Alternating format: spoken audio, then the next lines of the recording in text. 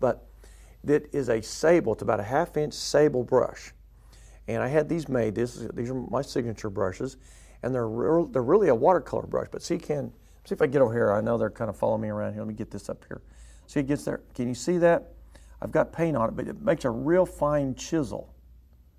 Okay? Now, the reason we like this is because it has a little flexibility. And what you do is you just take, for instance, right now, I'm going to take a little white and a little orange. I'm going to thin it down.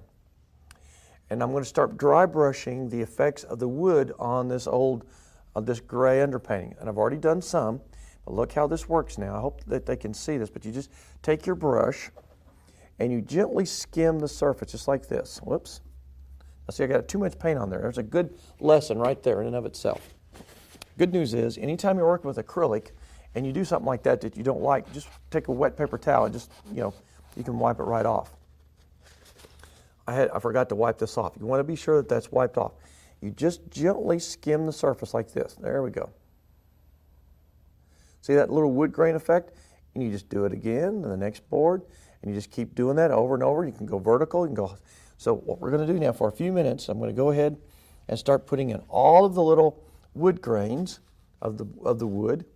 And I just start on the left-hand side. It's okay to have some brighter ones.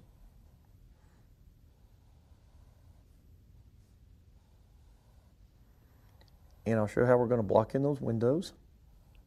So you can come over here on this little shed, go straight down. See, I've already done a little bit of that over here. You want to come over here. And actually, we're going up and down on these.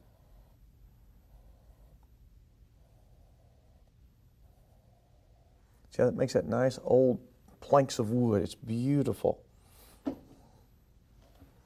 Just skim the surface. Just barely touch the surface. Now this is called dry brush painting. They look just like old boards.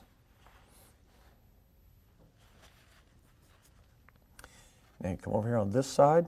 We're going to come this way again. So you start kind of at the base like this. Again, you got to get that first little dab off of there. There you go. You just streak it.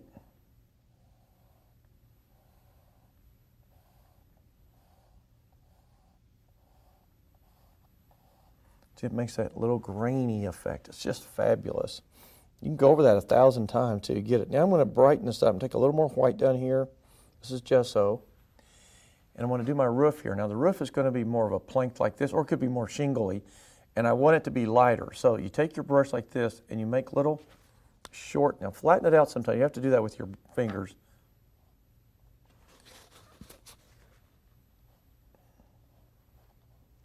Notice they follow the angle of the roof. As you come closer to me, or more towards the center, the strokes straighten out, more facing towards you. Now you want this quite a bit brighter. Well, I got a little purple in there. Well, let's just leave it. It might be just fine. Let's come right across here. And then I'm going to come across the back here, and I'm going to kind of straighten it out just a little. See, it kind of looks like part of the rim there, the edge. So it just adds a little touch of old brokenness. And then we'll take our script brush layer and put the little cracks and crevices and things like that